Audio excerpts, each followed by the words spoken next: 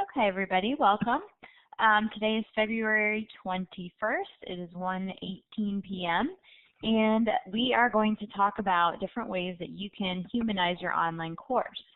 I'll just give an example real quick of which you have all heard this example already, but when I did my master's program back in, this was in 2002, 2003, there was no humanizing in most of the classes I took. It was basically the professor said, here's the book, here's the syllabus, do the assignments that are in the book at the end of the chapters, take the quizzes that are on the website that's associated with the book, and then you have a 200-question, 60-minute test to take at the end of the semester. We had no interaction with the teacher. We had no interaction with the other students in the class. And so we're going to kind of talk about how we can enhance presence. So there'll be teaching presence, social presence, and cognitive presence in online education.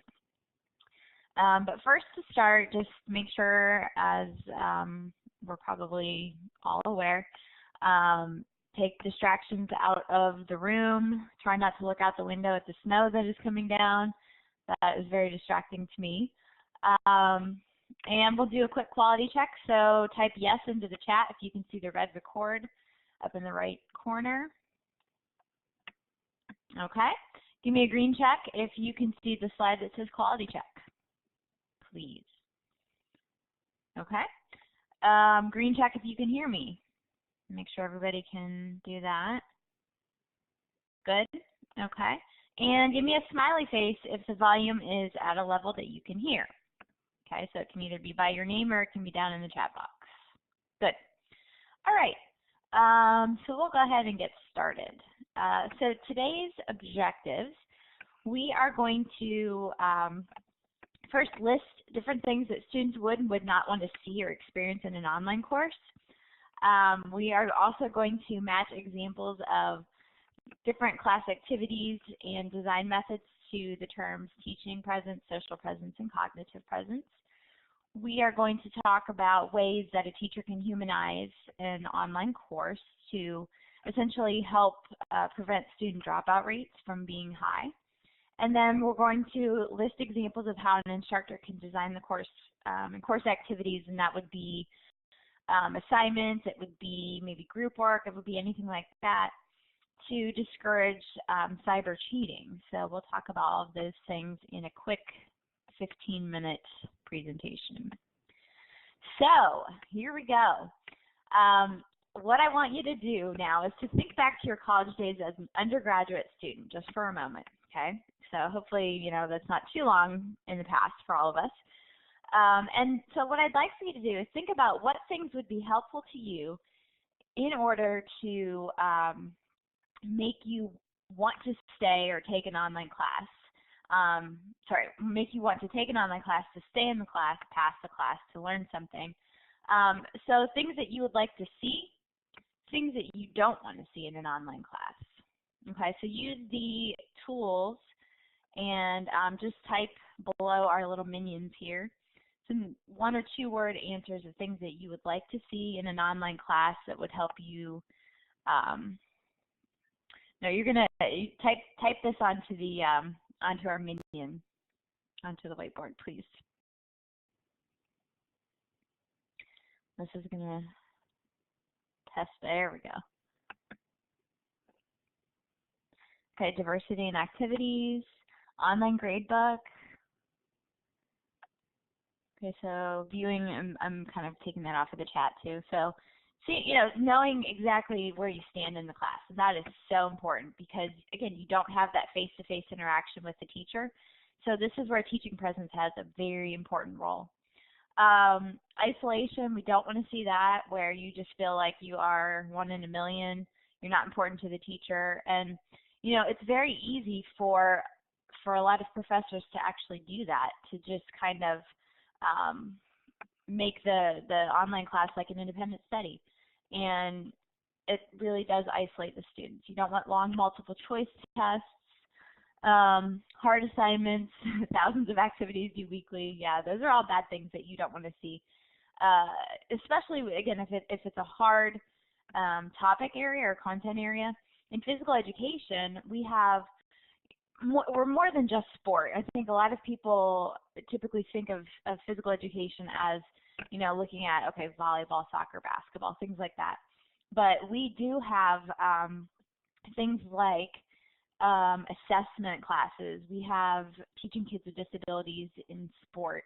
We have motor learning and development. We do have a lot of science-based classes that are not easy, and some of them are online, and some of them are very, very hard content areas for the students.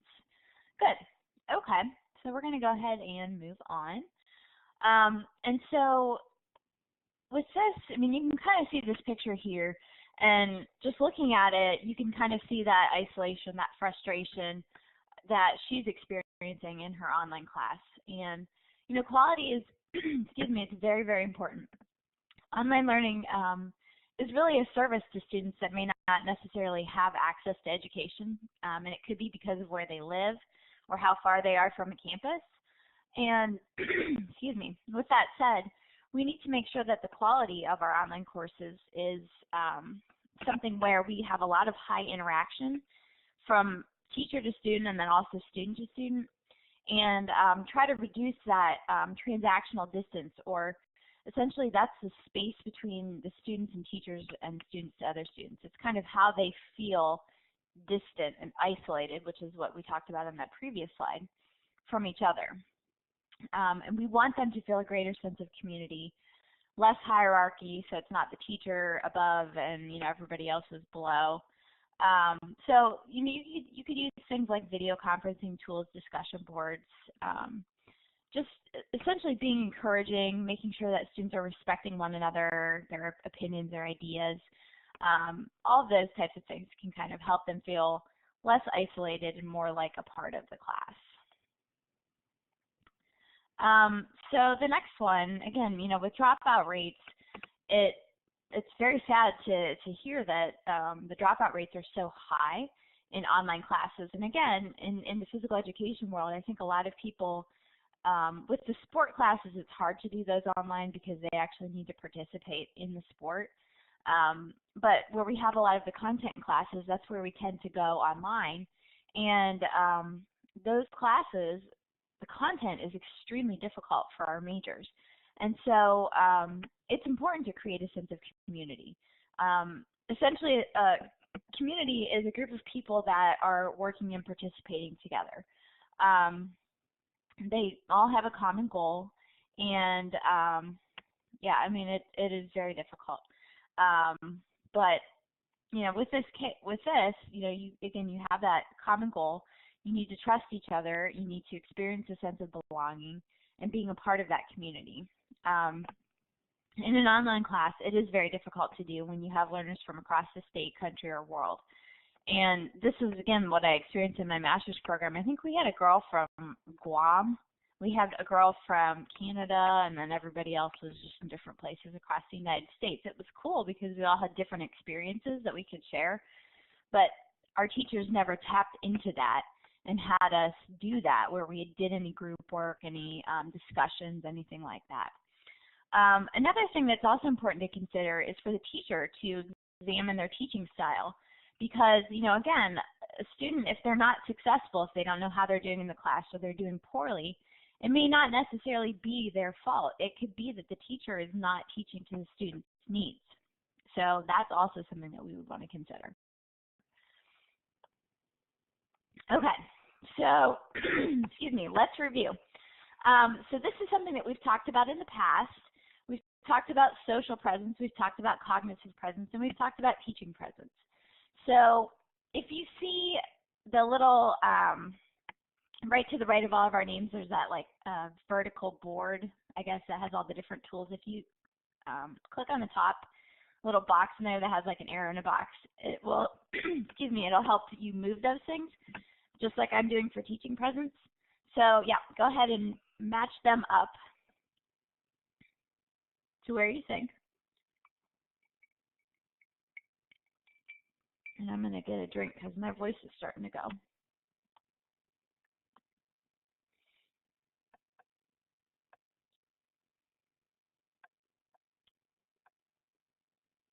Okay, so looking at this, I think we are off just a little bit. So cognitive presence.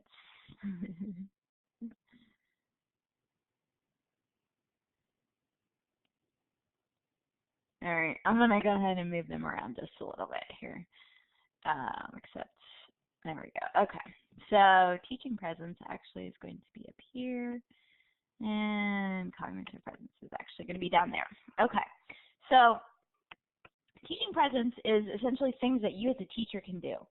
So this is going to be, haha, nice, way to blame other people. Well, this is a review. This is something that we've been talking about. And, you know, we kind of know what the definition is, but now it's time for us to think about ways that we can enhance these different things. So, you know, again, with teaching presence, these are things that you as a teacher can do. That's giving good feedback, making sure you use rubrics, explain the rubrics, be visible, be sensitive to the student's needs. So these are things as a teacher that you can and should do. Yeah, and they can be a little confusing. But you know, if you think about the variety of activities, those are essentially going to be, and they can be, ways to assess students.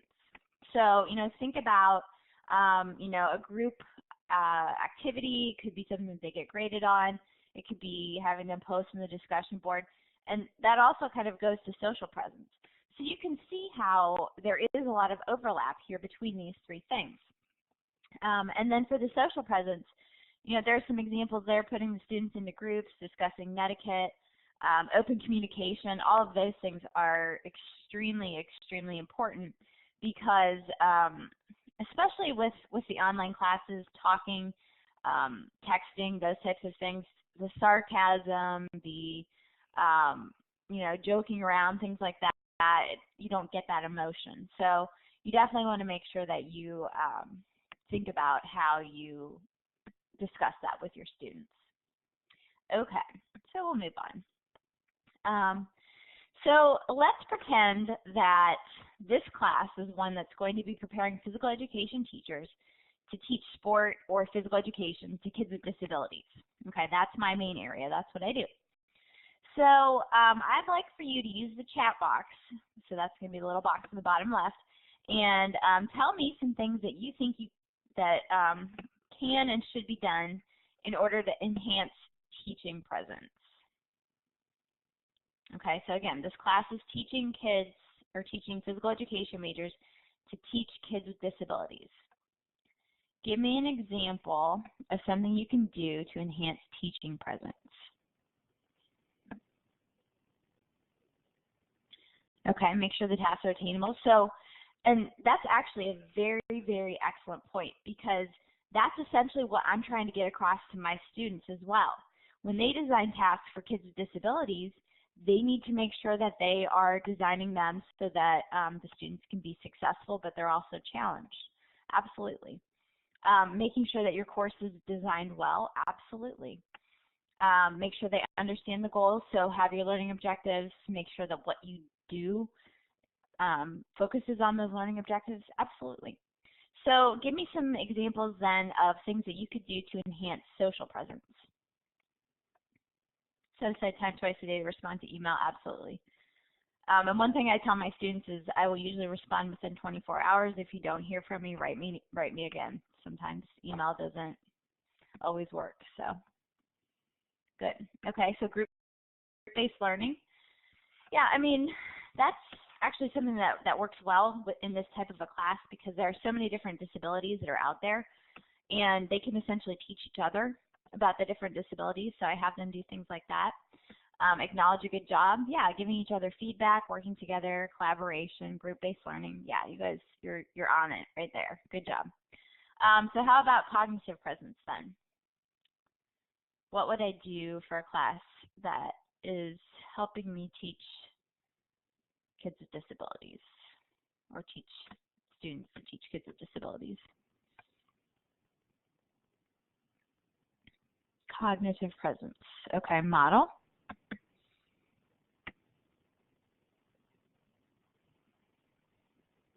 mean, think about what would be some ways that I could assess my students. Okay, latest developments in your area, for sure. You know, think about like the statistics for autism, for example. I mean, I remember when I was in high school, that wasn't even a disability. It wasn't even, you know, anything that people had diagnosed and knew what it was. Now the statistics are something like 1 in 80 kids are born with autism. So it's crazy.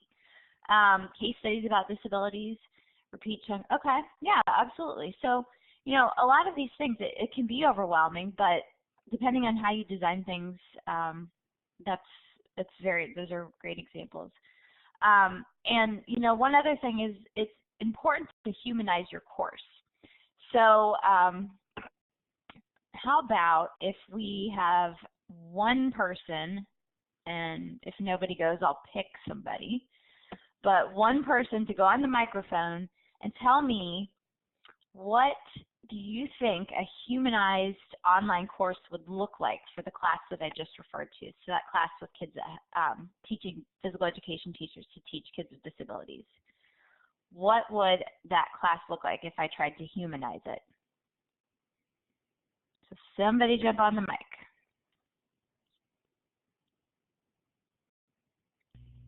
I'll do it, Beth. Okay, thank you. I think it would have a lot of specific examples, kind of interaction that you would respond to, maybe in voice, maybe in chat room, but a lot of back and forth, because kids with disabilities, you know, they're so individualized, and I think it's so hard for teachers to kind of reach them and try to come up with the best way to get a kid to really understand them. I think they'd want to be able to throw around the ideas and get some quick feedback. So I think that would be maybe a synchronous class, you know, where you're discussing things, you know, real time. Absolutely. And I think also, like one thing that Carly mentioned earlier about modeling, that kind of ties in with that, because I could model good examples of ways that, you know, you could get information across to students with disabilities by actually doing that with my students. Right. So yeah, good. Yeah, I just wanted to share too that we do have an adaptive PE class at the high school I'm at.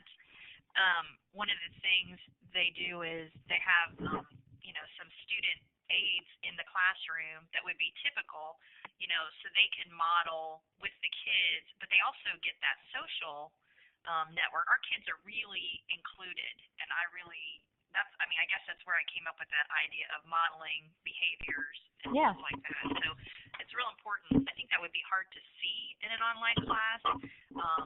So maybe doing some things like, you know, visiting schools who have that so you can understand those experiences a little bit better. Absolutely. And that's something that I have my students doing. They actually have to go into the schools and do, you know, 20 hours of observation and helping teachers and things like that, so they can actually see it. And I'll just address one thing that Kevin mentioned as well, having guest speakers to talk about their difficulties. That's something I haven't done yet that I would like to do. I've done it in my face-to-face classes, where I had a guy that he actually goes to Wright State. He's in rehab counseling in the master's program there. And he's in a wheelchair, and he plays wheelchair rugby. So I had him come and talk about, you know, life and how he ended up in the wheelchair and what it was like before and what it's like now and what's wheelchair rugby and how do you play it. And it was really cool. I mean, my students, I told them, I was like, ask him anything. And it was fun to see, you know, the stuff that they asked. And they were very polite and all that. And I think it would be cool to add that component into my online classes as well. So we're going to move on. Cheating is, as you know, a big hurdle, I would say, for instructors that teach online classes. And so we're actually going to do a little case study. And this is where we're going to use the breakout room. So the breakout room is called the case study room, and it's listed right under Carly's name. And basically what you're going to see in there is a slide that talks about the case study. But the general idea is you haven't inherited an online class from a colleague who said he was very frustrated with all the cheating. And I chose this picture because I feel like the teachers that I had for my master's program were very old school. They were ready to retire. It was just kind of like their way out. They just did the online classes, so it was very, you know, they kind of reminded me of this guy. But so he's very frustrated. He is just like, you know what, I'm done. I'm not teaching this class anymore. You teach it. So what you're going to do is you're going to see this slide in the case study room, and I'll give you 2 minutes. I had sent out a file transfer for you guys, which basically had one of the readings that we were supposed to do for, I think, last week or this week for the cyber cheating. So it does have some examples of ways that you can kind of avoid cheating, get around it, and not have your students cheat. But what I'd like for you guys to do on a new whiteboard, so you're going to have, hopefully you'll have the access to do that, or you can just write below the case study there. And I want you to find a picture, make it look good, but list as many ways as you can to come up with ways that you can humanize the course, design the course, the assessments. We're kind of tying everything that we've talked about together into this little case study here. So how you can make it so that the students feel more connected, they're not cheating, they're there, and they're going to do the best that they can. So I'd like for you to drag yourself down into the case study room. So just click on your name and drag yourself down there. Good. Looks like Kevin's gone.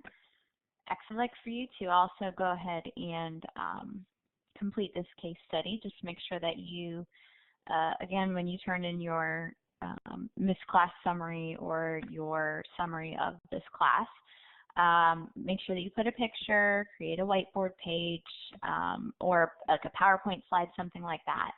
And then you'll attach that file with your summary of the class.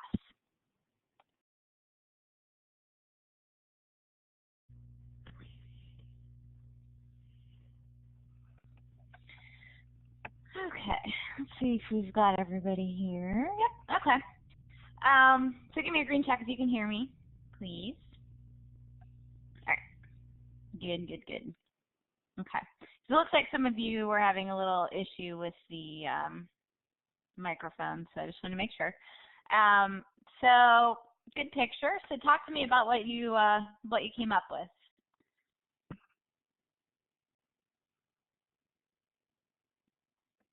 This is where you pick a team leader to talk. Well, I kind of went crazy on it. I'm like the cheating, catching czar or something. But I like all of the tools we have. Like, you know, if you're, for instance, these IP addresses, you can tell if an IP address is coming from New Jersey and we're in Ohio, that it might not be your student taking it. You know, I like proctoring tests. I like turn it in. I like limiting the amount of time. I like having a defined set window for tests to be online. You know, it's more difficult for people to cheat when they all have to be, everyone has to take the test within the same 2-hour window. Okay. All right. So it looks like, what about the assignments? Somebody said something about the assignments. About making them interpretive? Yeah, making them so they really can't cheat. You know, it's something that they have to apply within their brain to a topic or maybe to a personal situation they're having in the class or in their work situation. And you can't really cheat that because you have to take it to that level of applying it to something in your own life.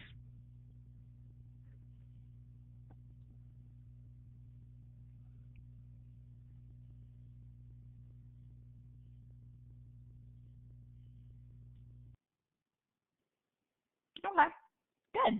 All right, thank you. So we'll go ahead and move on. Sorry, 1 second. Okay, so basically we just reviewed your answers, but how does all of that tie into the different things that we've talked about today? So what I'd like for you to do is just type into the chat box give me, you know, a couple 1 to 2, 3 word things that you have kind of learned that apply to what we've talked about today. And I'm going to go back to the objectives so you can kind of think about the case study that you just completed and how that ties into our objectives.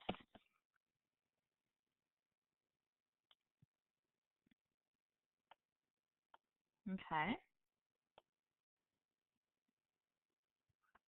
Like the word humanize. Okay. You know, yeah, it's important to make it just like it's like a face-to-face class essentially. So good. Okay. Anything else? Okay, humanize. Yep. Honestly, it's so important. And watching the video on humanizing the courses, like just the things that she did, the little like a voice welcome, you know, things like that. It makes the students really take, you know, I don't know, like just kind of grasp onto the class and feel like they're a part of it rather than just being a name or a number. And it is really important for the course designer. I think a lot of people don't realize how difficult it is to actually teach an online class and to do it well. You know, the class that I teach is nowhere near as in-depth or, I don't know, just in-depth, I guess would be the best word, as what Sherry does with our classes. But I do the best I can. So these references are just some things that I use to help do my PowerPoint. But the big one was the Moten, Fitterer, Brazier, Leonard, and Brown. That's the one that I sent to you as a file transfer at the beginning of the class, so hopefully you were able to see that. Are there any questions?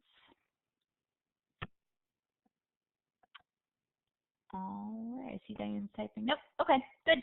So we are done.